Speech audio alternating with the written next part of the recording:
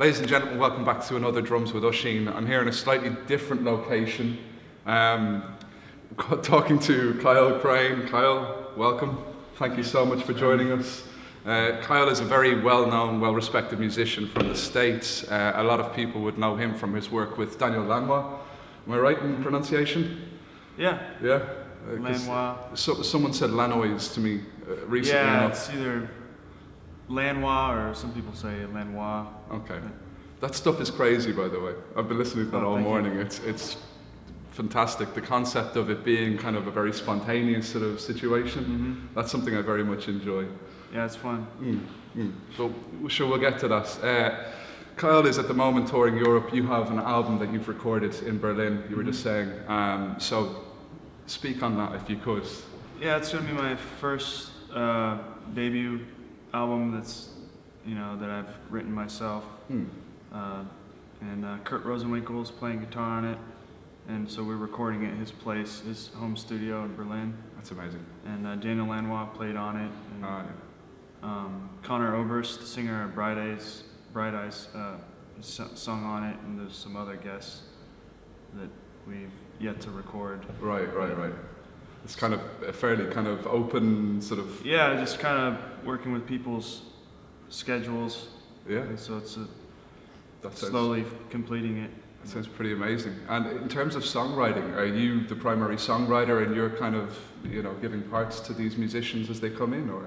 Yeah, well, I'll write a part, and then some things I'm very specific about it being the exact part because of how it works with vocals, but I try and leave it open for interpretation for people so they could really do it, so they could sound like themselves. That's cool. So there may be a chord progression, and I have a basic idea of what I want, but Kurt can run with it, and we'll hit loop record and just see what comes out. Yeah, and if I hear something that's really again very same with Dan. Dan did a bunch of takes, and we went through and kind of just found what you like from them and so on. I like the idea of that sort of spontaneous music. And then people sound like themselves, so. There's an honesty about it, isn't there?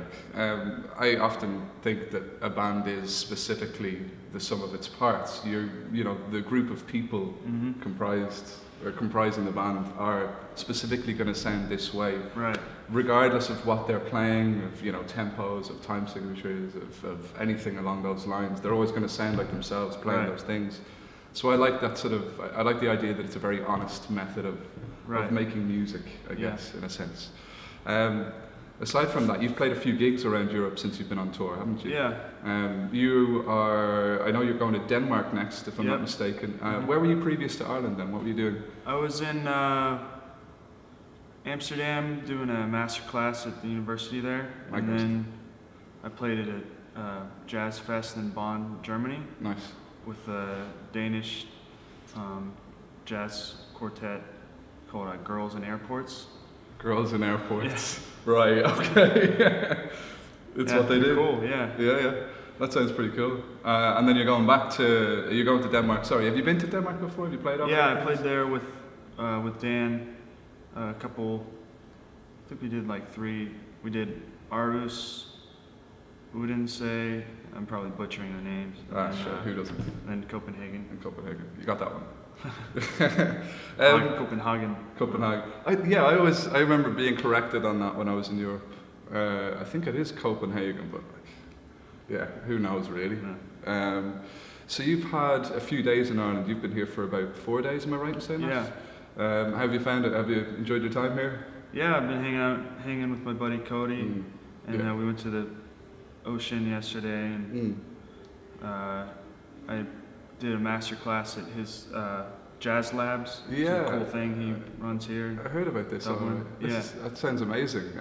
It's a cool group of classmates. Is it a sort of a spontaneous, but is it a sort of a people come in and you kind of, everyone plays a part, everyone kind of gets up and plays a little bit, or?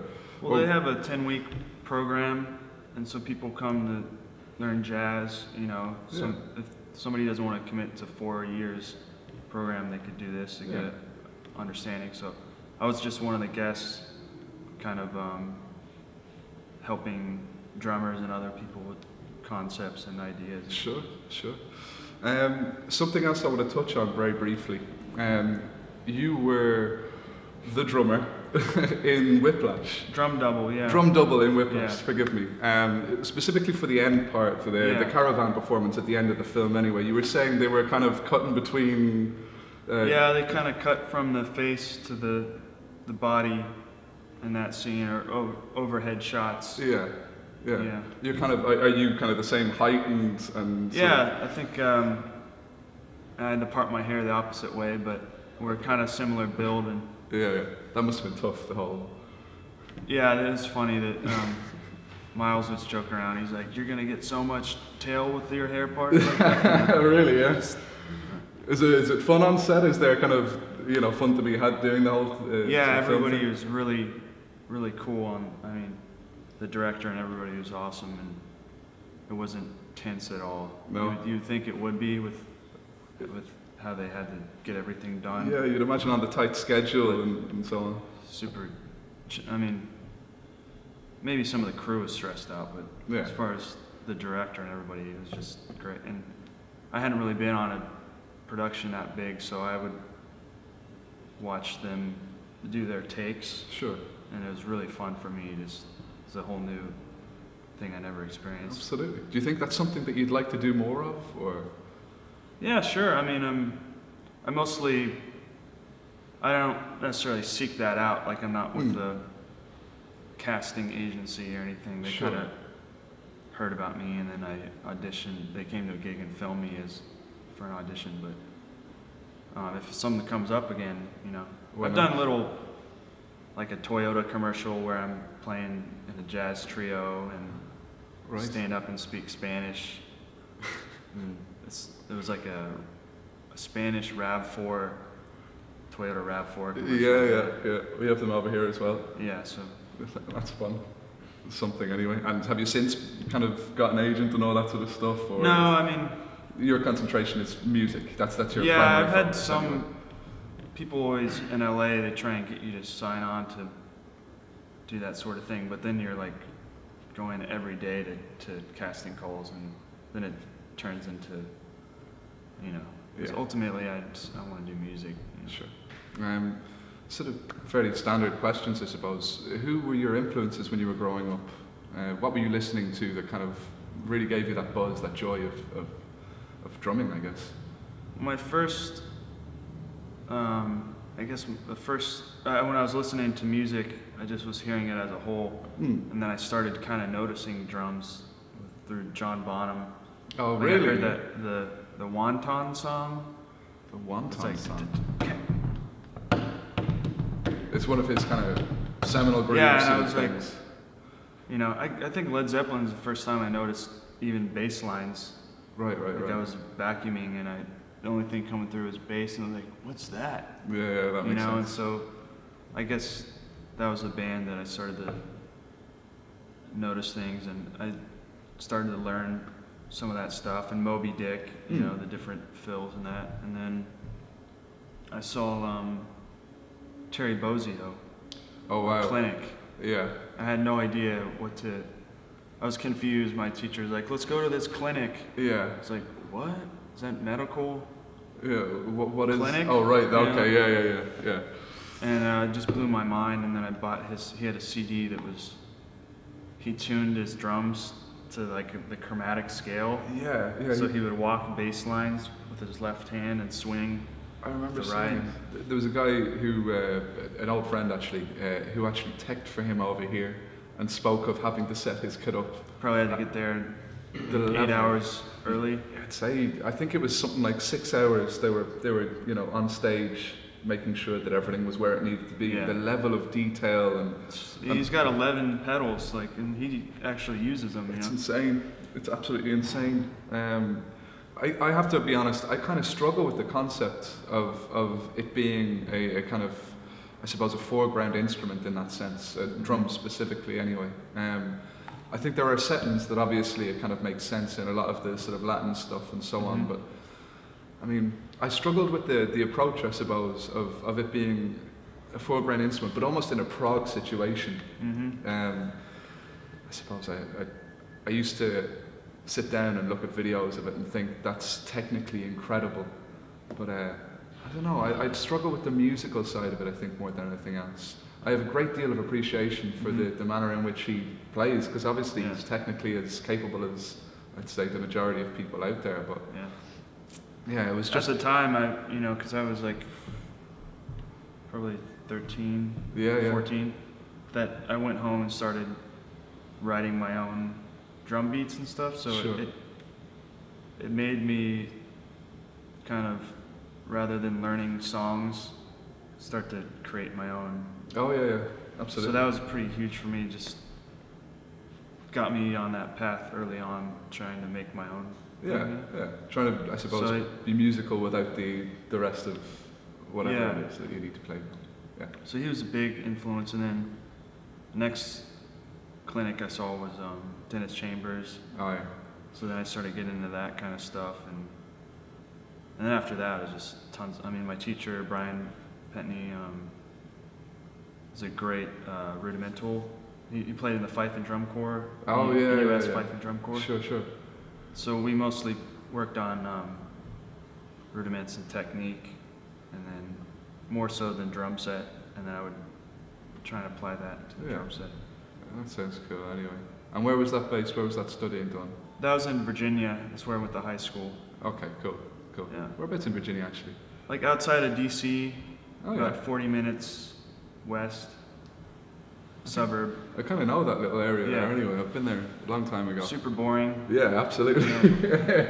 It's grand though. It's a nice little spot. Like it's kind of secluded but pleasantly so. I thought.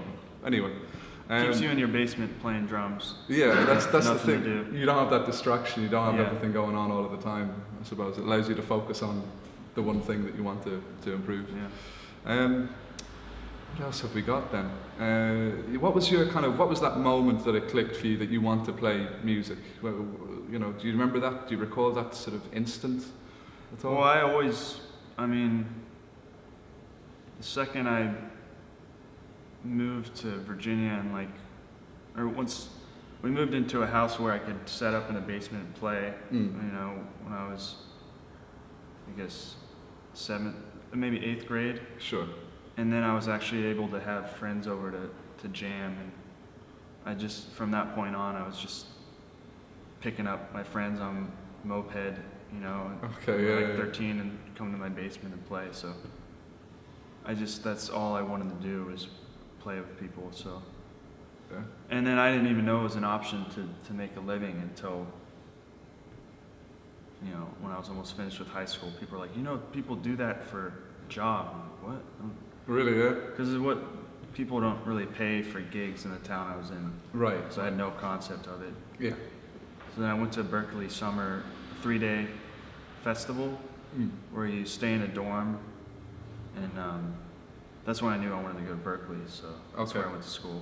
Yeah, and you were there for the full 3 years, or? Yeah, 4 years. 4 years, forgive me, 4 years. That's Berkeley, is it Massachusetts, isn't it? Yeah. It's in Boston. Mm-hmm. Yeah. The reputation there is huge. You hear of all sorts of people talking about Berkeley. And how is it as an institution? Did you find it really was it very disciplined? Was it very kind of, music focused? Was there a little bit more of the sort of the college buzz around the place, or? I mean, I was like 100% focused on music when I was there. I guess it depends on the person. I mean, we don't have fraternities, we don't have sports. Right. It's almost all guys, so you could stay pretty focused. Yeah, it's not difficult to remain sort of concentrated on what you want to do. It's not like cheerleaders walking around or something to distract you. There it is. Yeah. That sounds great anyway. And from there, you obviously, I presume the normal kind of route that people take is they have a few friends from college that you'll play with, you'll do gigs with. Yeah. Was Boston a good scene for you in terms of playing gigs and so on like that? Yeah, I mean, I was pretty focused on just trying to get better, because when I got to Berkeley, I was really behind on jazz. Okay, sure. Because we didn't have much of a jazz scene where I went to high school, so I was kind of playing catch up the whole 4 years.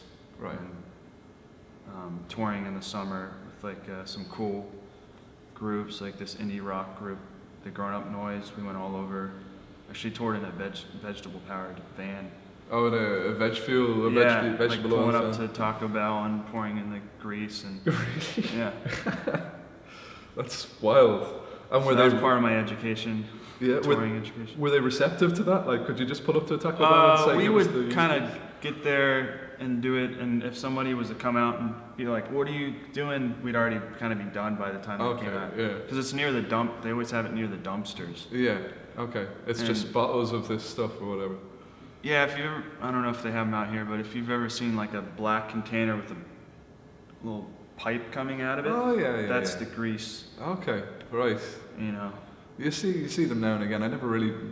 A lot of times they have to pay. Well, most people have to pay to have it removed. Right. So if you show up and take it, they aren't going to care. Yeah, that makes sense.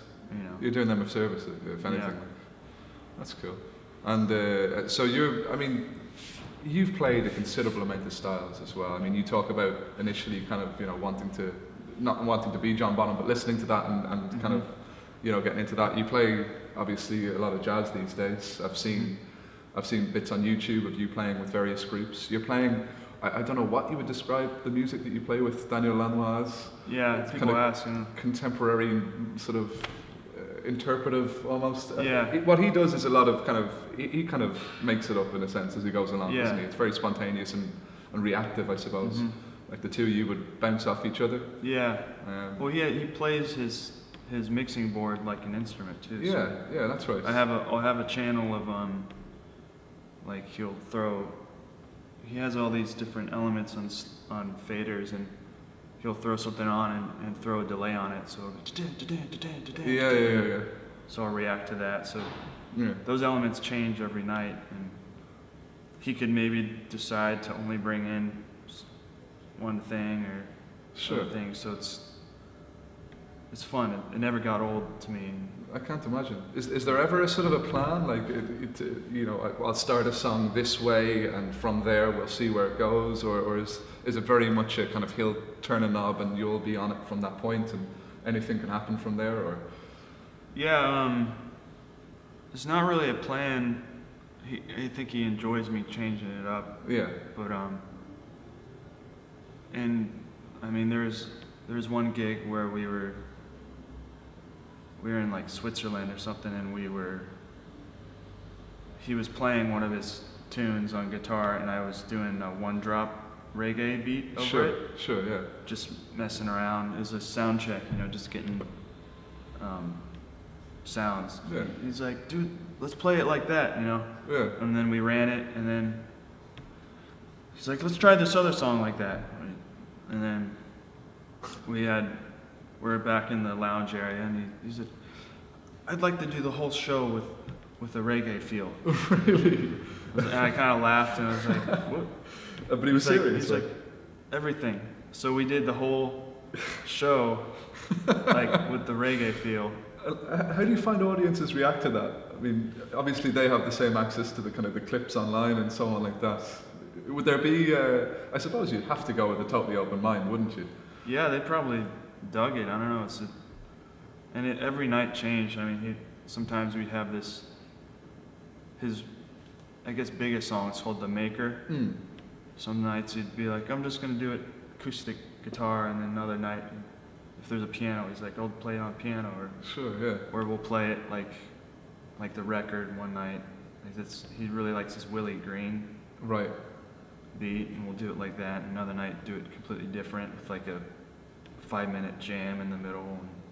And so it's just always prone to being something totally new and different. Yeah. And so that's a really I cool thing. I think the audiences can feel that even if they haven't really checked out past shows, and they probably get a sense that something is going on. Yeah. There's some sort of form of communication between you Yeah. guys beyond what they're hearing or whatever.